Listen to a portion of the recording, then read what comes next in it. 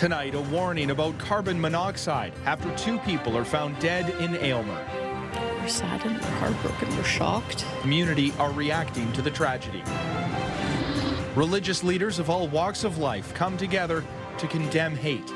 A gathering at the National Holocaust Monument after an act of vandalism that police are investigating as a hate crime. And saying thanks to all the dads out there. What a better way to spend Father's Day than playing hockey with your son. How people here in Ottawa are marking Father's Day to show their gratitude.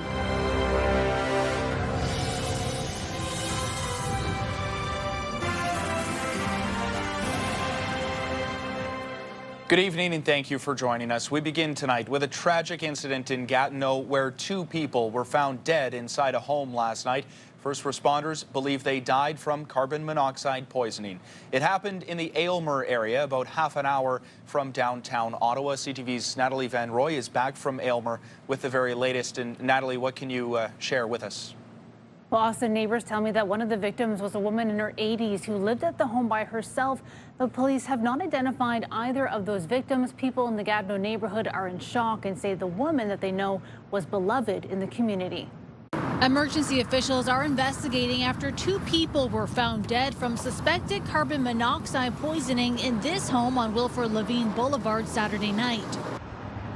Neighbors say one of the victims lived here alone and was like family. She was like a grandmother, second grandmother to our children. She'd often bring gifts over to Christmas. The sudden death sending shockwaves through the Gatineau neighborhood. Melissa Chevier says they had plans on Sunday to visit her home to go swimming. Now her entire family is grieving. She would come tell us when the pool was ready and our kids would go over there. We would often have lunches or suppers together. She was like a guardian angel. My younger one doesn't understand yet, and my 11-year-old is heartbroken. The Gatineau Fire Department got the call around 7 p.m. on Saturday night. When they arrived, 2 people were found dead in the home. Fire officials say there was a carbon monoxide detector inside the property. The Gatineau Fire Department says the cause of the carbon monoxide leak is still under investigation. Gatineau police says the incident is not considered suspicious, adding when officers arrived, a car was running in the garage. It could be a car in the garage that they forgot to turn the key off. For Chevier, the tragedy hits hard. We're saddened, we're heartbroken, we're shocked. I don't know what to say. Hot days, she would come get us and say, "Why are you not in our pool? It's too hot. You need to swim." She's family. Police are not identifying the victims as an autopsy is underway. And carbon monoxide is known as the silent killer because it's invisible, tasteless, and odorless, but it can be deadly. Tips to avoid exposure include never leave a running vehicle inside a garage, even if the door is open. Also, don't use a stove or oven to heat a home, and only use fuel burning generators outdoors and well-ventilated areas. Austin. Yeah, all good reminders. CTV's Natalie Van Roy reporting live for us tonight. Natalie, thank you. Jewish and interfaith leaders gathered at Ottawa's National Holocaust Monument this afternoon, just days after it was defaced with red paint, sending a message that hate has no place here in Canada. CTV's Caitlin Wilson joins us now with more on this. Caitlin. Austin, the vandalism targeted a place meant to honor the 6 million Jewish people killed in the Holocaust. Police are now investigating that graffiti as a hate crime, and today's gathering wasn't just about condemning that act, it was about standing together. Its memory will stay with us as a reminder of a certain malevolence against the Jewish people. It's meant to be a place of remembrance and reflection, a national monument honoring the victims of the Holocaust. But last week, the national monument became a crime scene after vandals defaced it with red paint and the words, "Feed me." My father was a survivor of the Holocaust. His mother and father and sister were murdered during the Holocaust. It was particularly personally a very painful hate crime. On Sunday, Jewish and interfaith leaders stood shoulder to shoulder, representing diverse faiths with the shared message that hate will not be tolerated. I'm here to pray with my brothers and sisters, but I'm also here to show that we want concretely to build these bridges that will allow for peace. The event deeply personal for survivors and their families. I'm the daughter of Ruth Gottlieb Katz, a Holocaust survivor from Nazi Germany, who to vandalize a Holocaust monument is to trample on the memories of the assaults, the brutality, the kidnappings, the tortures, the scientific experiments of 6 million Jews and 12 million who survived. The gathering comes amid a rise in anti-Semitic incidents across the country. According to a global task force report, incidents in Canada have jumped more than 170% since 2020. This hate crime is just the tip of the iceberg. In the last 7 days, of course, there has been a tremendous escalation of conflict in the Middle East, as between Israel and Iran. And while the paint may be gone, the impact remains. And for those who gathered, it's about reclaiming a sacred space.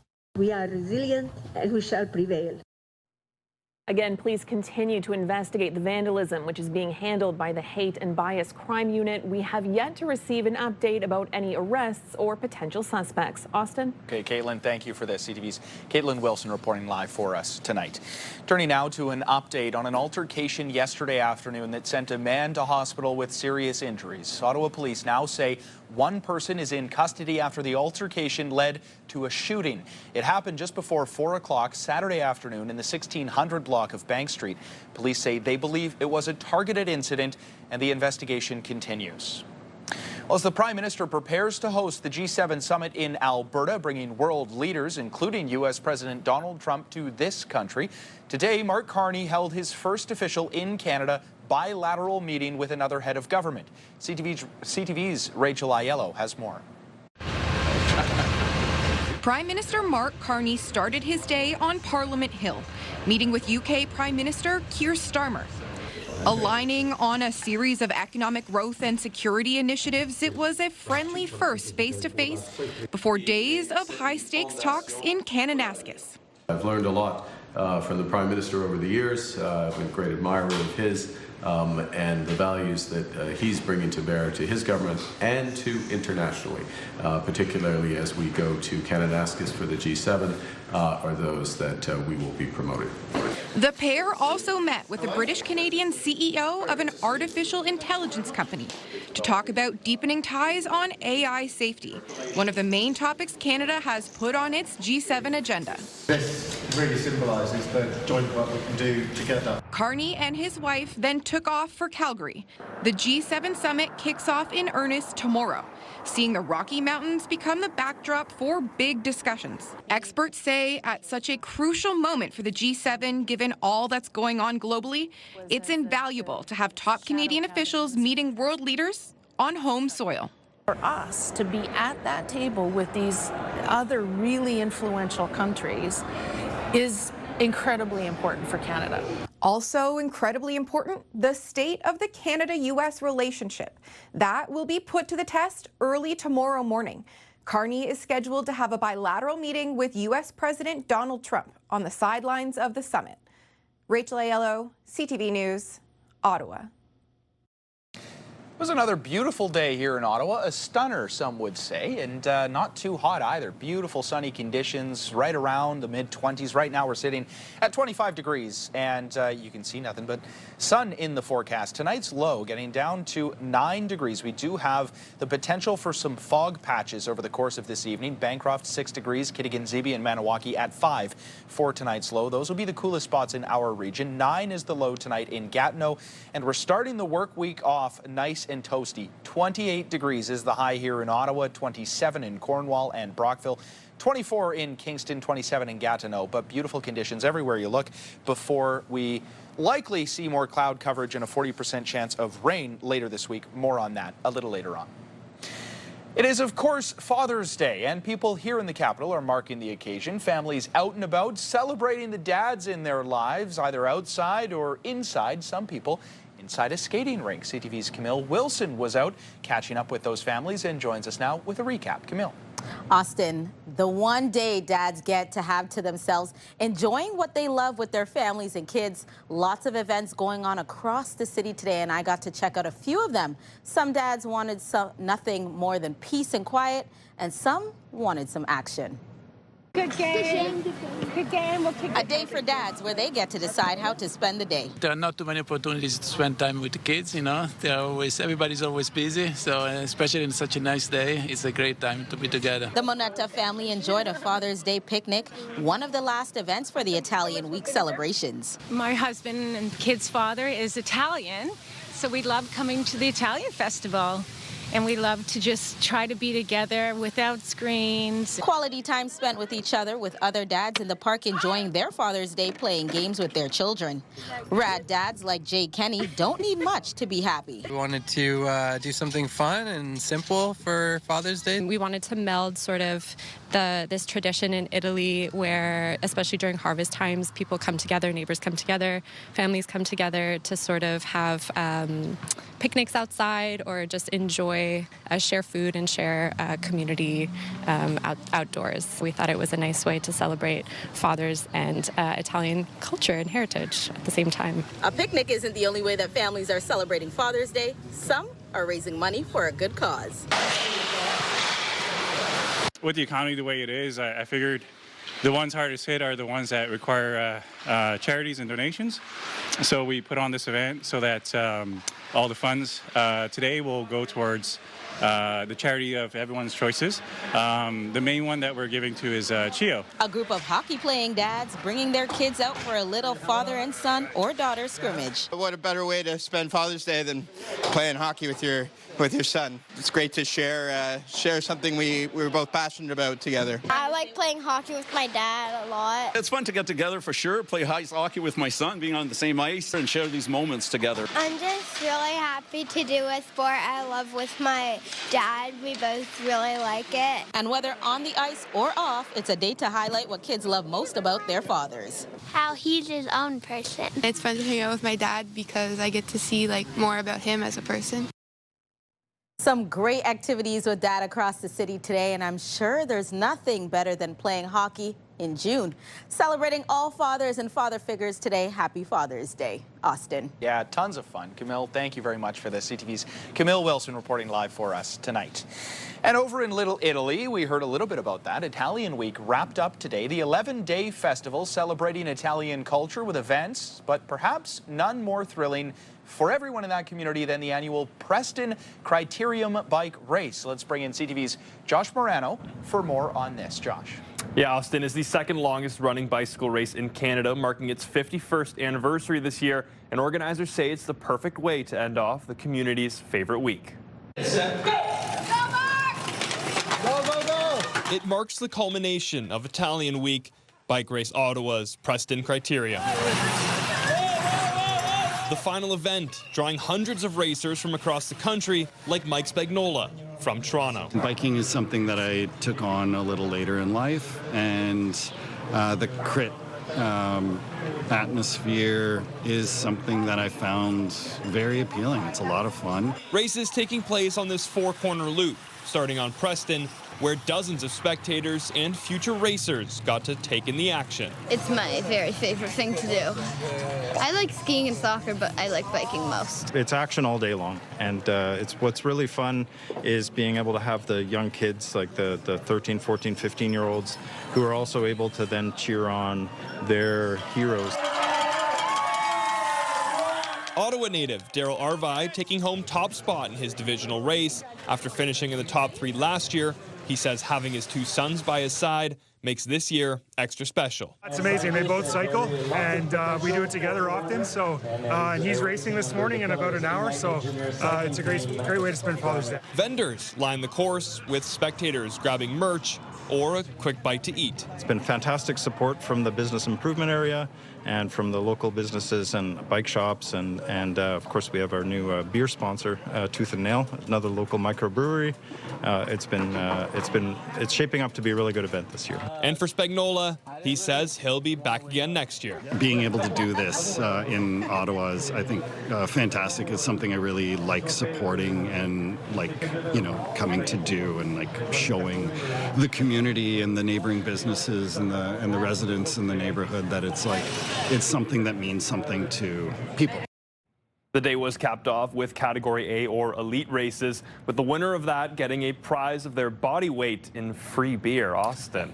That is an amazing kind of prize. CTV's Josh Morano reporting live for us tonight. Josh, thank you. We'll have to start practicing on those bikes for next year.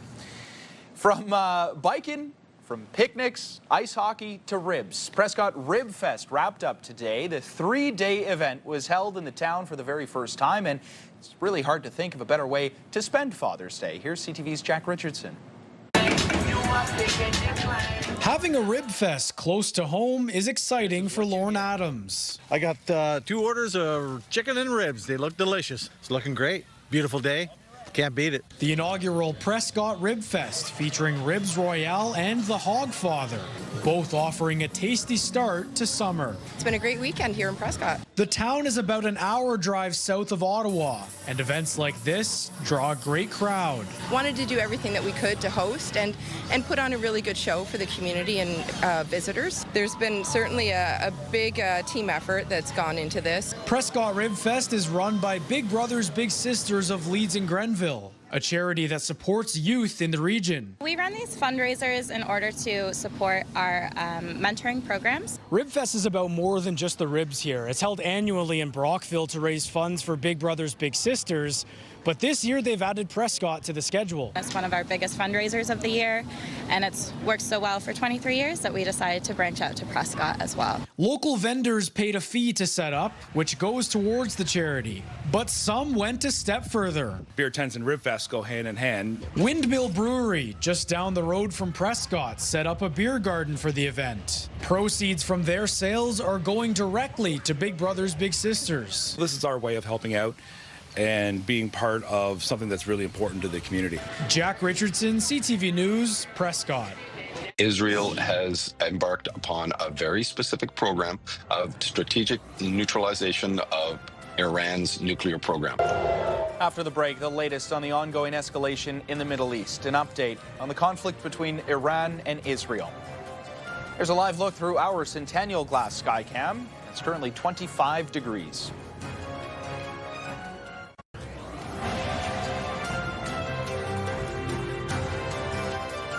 A memorial is in place in St. Paul, Minnesota for the Democratic state lawmaker who was killed along with her husband.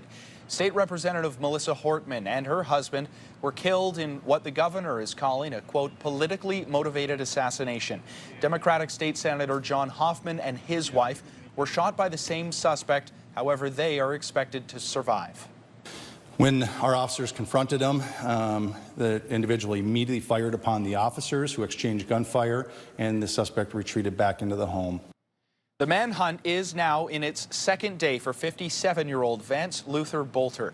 Authorities say they found a hit list inside the man's vehicle with nearly 70 names, including dozens of Democratic Minnesota lawmakers and figures with ties to abortion rights. The FBI is offering a $50,000 reward for his arrest.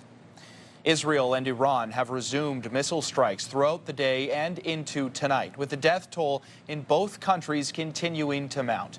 With no end in sight to the widening conflict, U.S. President Donald Trump has now vowed that he will bring peace between the two warring nations. CTV's Kamal Karamali reports. Iran's capital bombarded in broad daylight Sunday afternoon. Israel says it was targeting military and nuclear complexes, but damage could be seen today in heavily populated residential areas. Iran's health ministry says more than 100 people have been killed since Friday, mostly civilians, women and children. But according to a U.S.-based human rights group, the number of Iranians dead is over 400. Iran's foreign minister calling the attacks a blatant act of aggression and a dangerous move. In Israel, missiles once again light up the night sky on Sunday over Tel Aviv. While the death toll there continued to mount from Iran's strikes the night before, hitting homes in Israel, killing more than a dozen people over the past 2 days.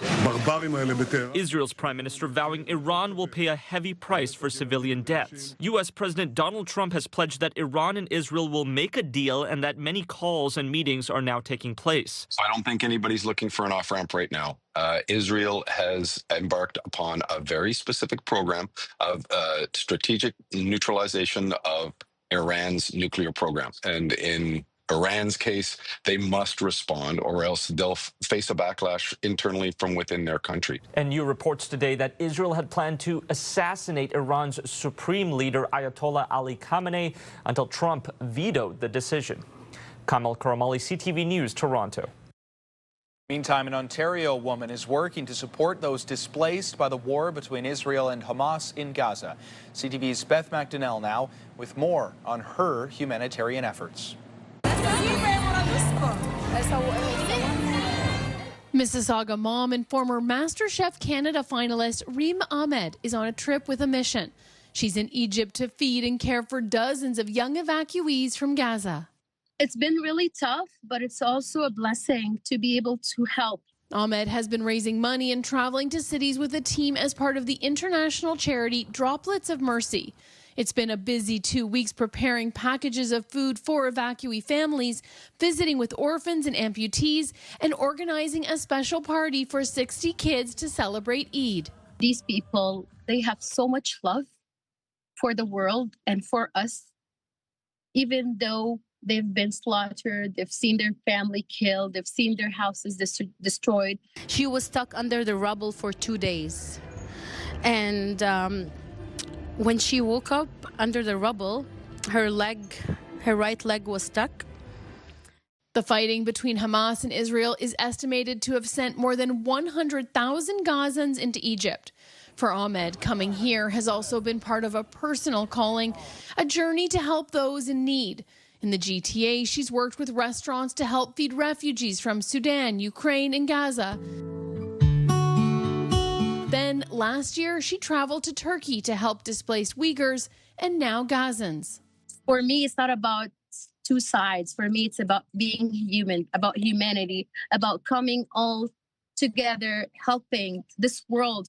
Her mom needs a regulator for her heart, and she also needs surgery. Now, Ahmed hopes to raise more money to help the children and families she's met get the surgeries and medical care they need before she returns to Canada on July 1st.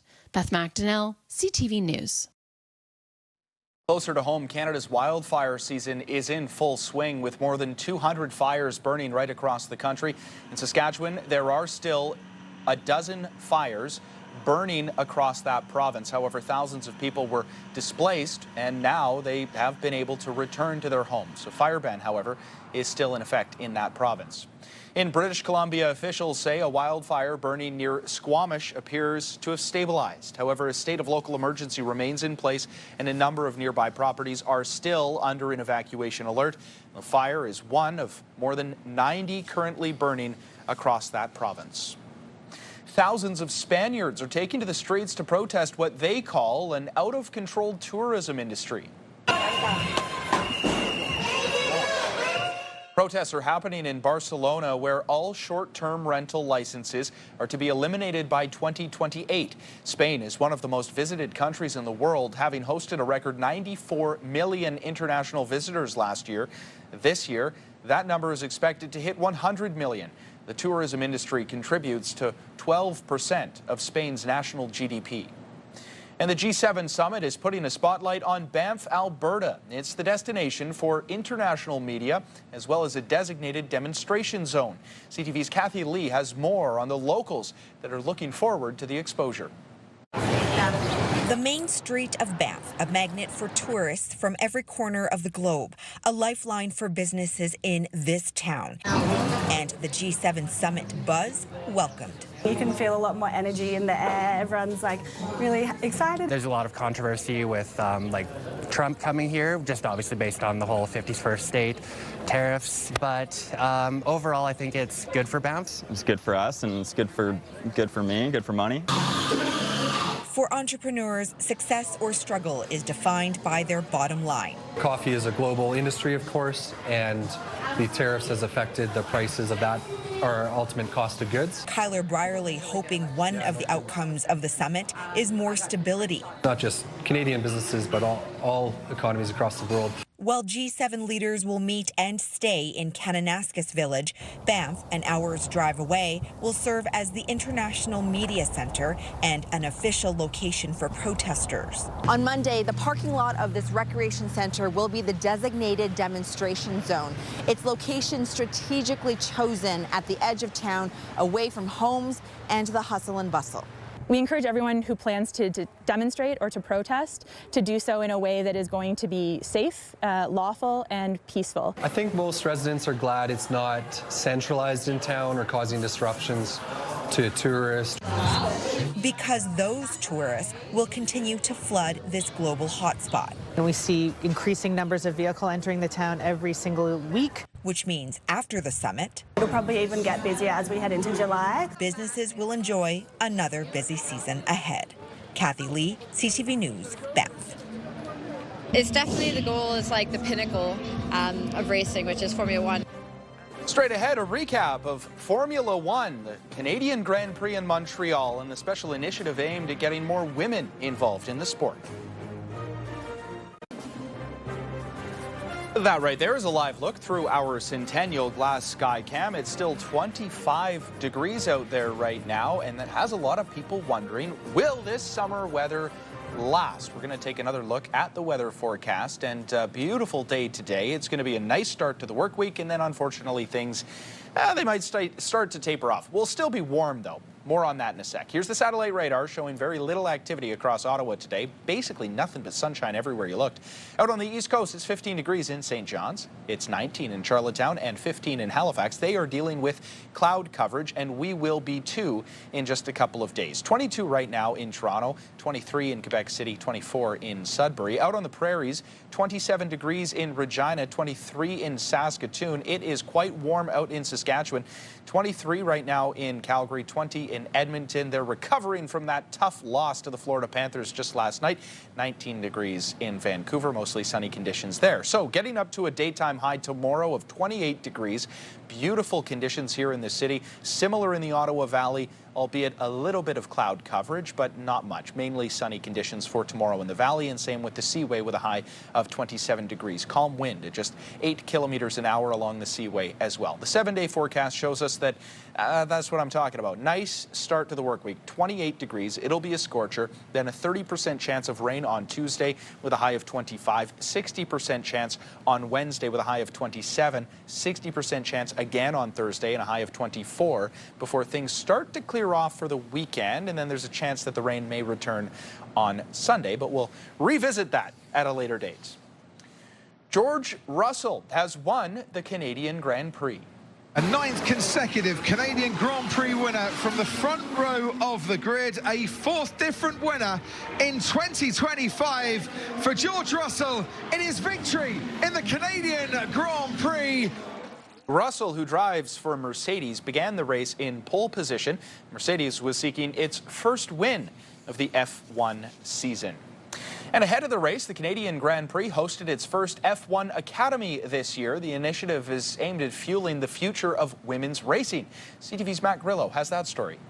Sporting her maple leaf helmet, Canadian Nicole Havrda hits the track.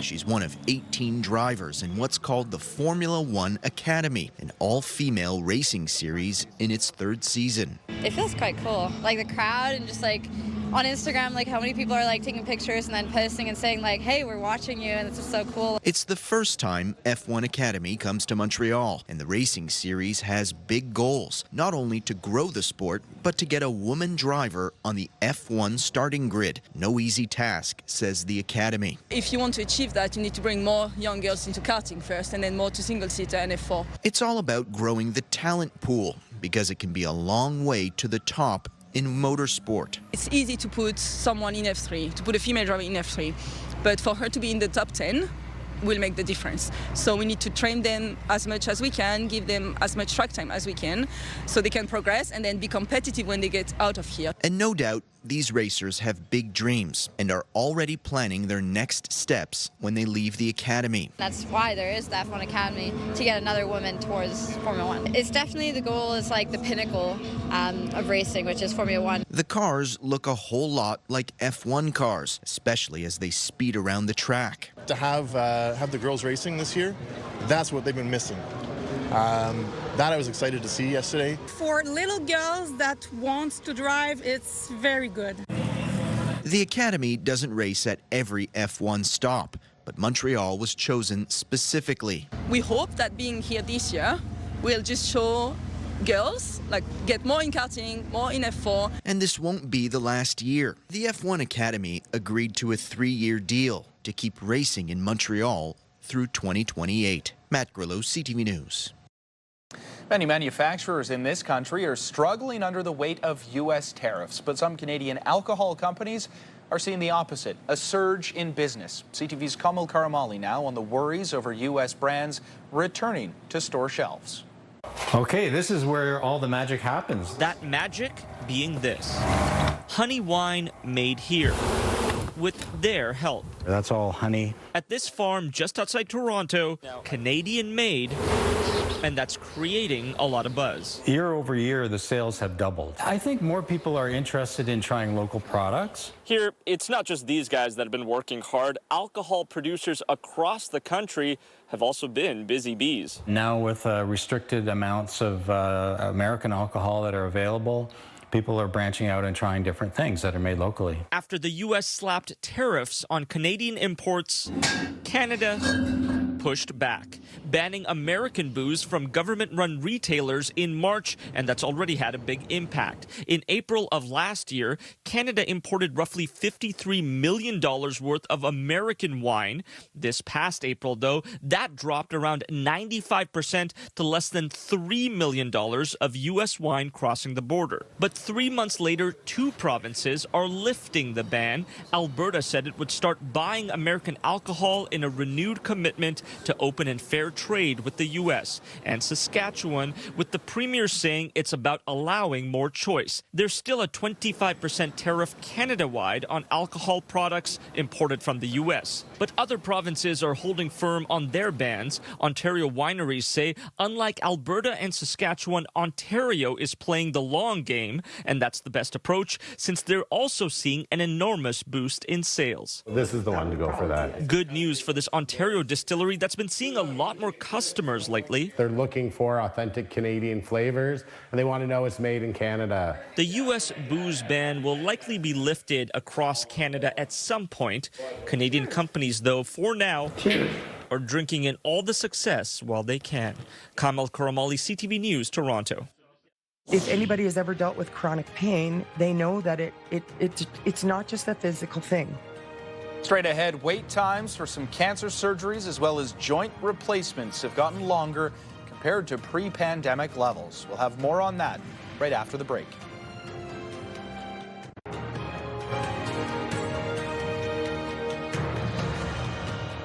Well, in case you missed it this week, a high-end fashion store that sells brands that are seen on runways was a recent target of theft, not once, but twice in just over a week. CTV's Caitlin Wilson has the details.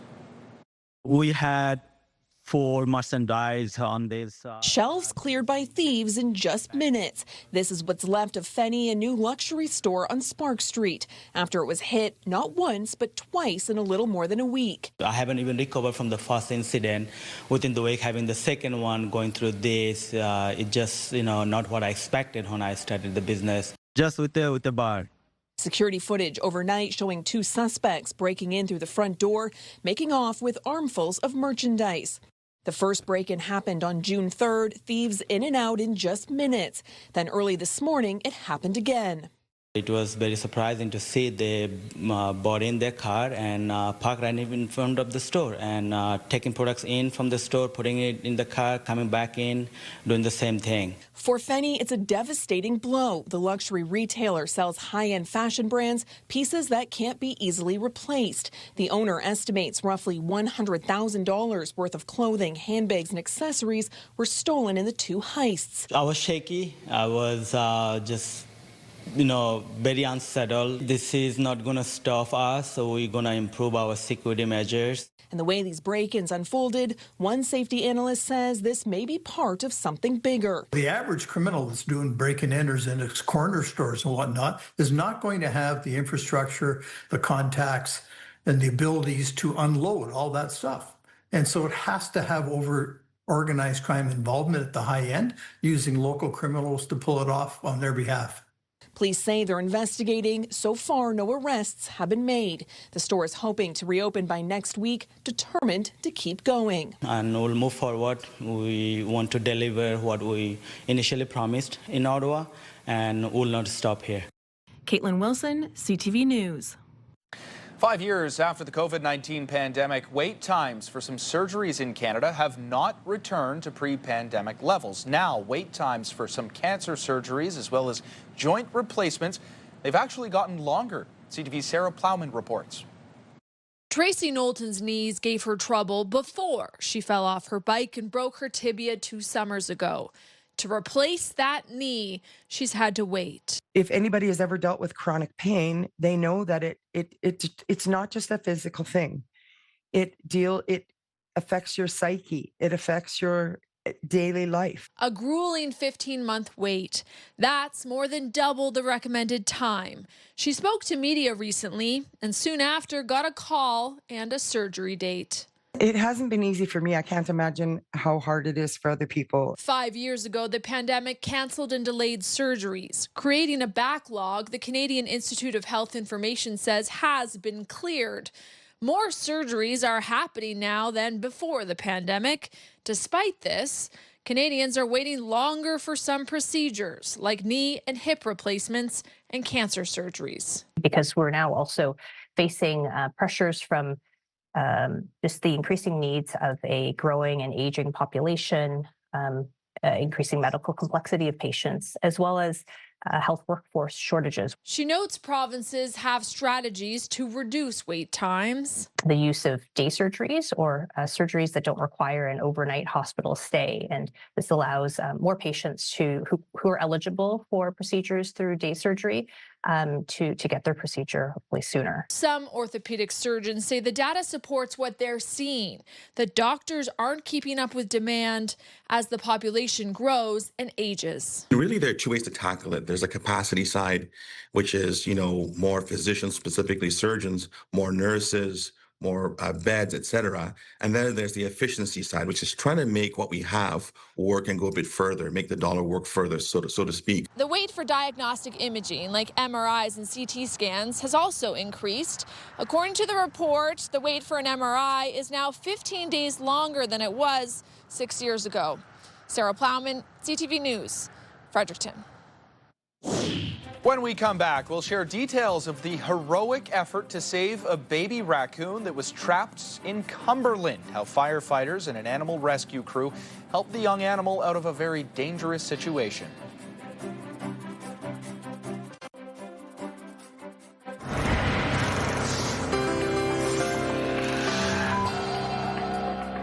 In tonight's big picture, a zoo in South Florida is marking Father's Day by honoring its newest and its oldest dad.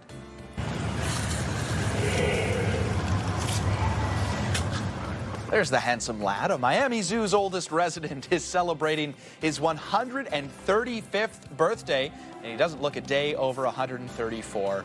This is his first Father's Day as well. His name is Goliath. He's a 517-pound Galapagos tortoise that just became a father for the first time earlier this month. It's also the first time one of the endangered reptiles has successfully hatched at that zoo.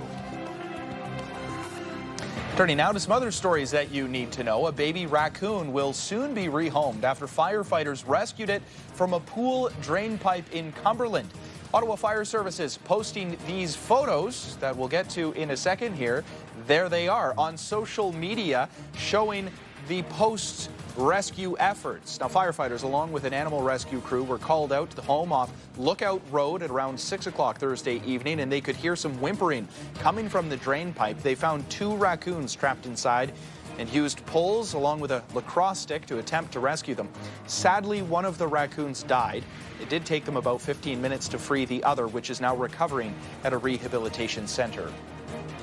There was a recall notice to warn you about concerning a baby toothbrush that was sold at Dollarama. Health Canada has issued a recall for the OraCare baby brush toothbrush, warning of a potential choking hazard. It says a manufacturing problem could cause the brush to break in pieces. If you have this item, you're urged to stop using it and return it to the store for a refund. Health Canada says Dollarama has received one consumer complaint, but there have been no choking incidents reported to date. Here's Marchand back into the middle to the man. Scores! That guy has been electric. The Florida Panthers are now just one win away from repeating as Stanley Cup champions. Florida taking down the Edmonton Oilers last night in Edmonton. A huge game from Brad Marchand as the Cats go on to take this one 5-2. The Panthers now leading the series 3-2, heading into Game 6, which goes ahead in Florida Tuesday night. Game time set for 8 o'clock. Chu delivers towards the far post. Oh, what a wonderful delivery. And in the 58th minute, Ottawa Rapid FC's DB Pridham evens the score with the Montreal Roses yesterday afternoon at TD Place. She has been terrific this year, but later in the half, Montreal would go up for good. 2-1 is your final score. The Roses maintain their lead atop the Northern Super League standings. Ottawa plays again next Saturday at home against the Calgary Wild. After the break, we'll celebrate the dads in our lives. We'll introduce you to some of the amazing CTV Ottawa Weekend Cruise fathers. And here is another live look through our Centennial Glass Skycam. It's still 25 degrees out there. Tonight, as Canada welcomes world leaders, protesters deliver their own message. You need to start listening to your people. A range of different groups take aim at the top priorities of the G7 summit. Later on CTV National News. The National Capital Region is jam-packed with incredible experiences you don't want to miss. Hey, I'm Sanaya Taylor, your iHeartRadio Weekender, powered by Barrhaven Ford. Get the inside scoop on all the biggest and best events every Thursday, Friday, and Saturday on CTV, Move 100, Pure Country 94, TSN 1200, and News Talk 580 CFRA. iHeartRadio Weekenders is powered by Barrhaven Ford, the #1 Ford EV dealer in Ontario.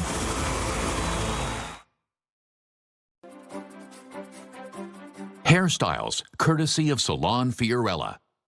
Here's a recap of the top local stories we're following right now. She was like a grandmother, second grandmother to our children. 2 people are dead in Aylmer after carbon monoxide poisoning inside a home. This hate crime is just the tip of the iceberg.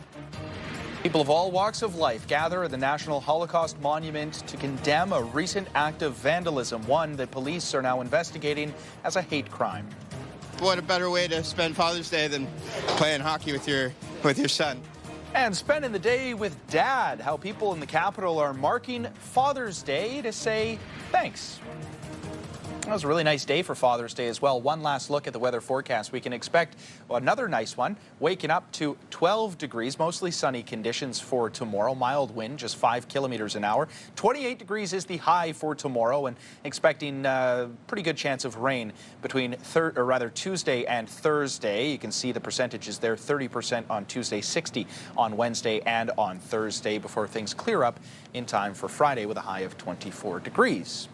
Kimberly Fowler is here now with a look ahead to tonight's newscast. Kim. We'll also be on the lookout for any breaking news in the Ottawa area, of course. And more than 355,000 people attended Grand Prix weekend in Montreal. Now, it was a weekend of fast cars, perfect weather, and after last year's difficulties, the pressure was on for the city to deliver a top-notch event. CTV's Matt Grillo has a recap of the event from fans and organizers. And you can get the news anytime, anywhere at ctvnewsottawa.ca. Join me tonight for CTV News at 11:30.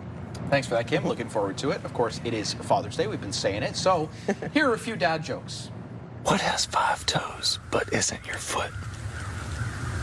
My foot. What do you call a moose with no name? A nanny moose.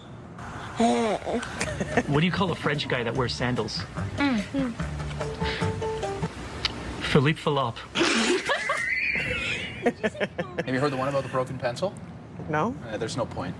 Anyways, those are some of the cheesy punchlines, and shout out to all the dads out there today. It took you a second. I love a good dad joke. I really do. And before we wrap things up, we want to say thank you to all of our dads. For sure. We did it for Mother's Day, so we're going to do it for Father's Day as well. That's me and my dad. We're at Niagara Falls there. There's me and my dad. He was helping me move to Ottawa. Jimmy Jam right there. We got Josh with his dad, Ed, Big Ed, right? Yeah, Big Ed. That's Big right. Ed. That's what and who's that guy there? We know that's him. Graham Richardson with Jack.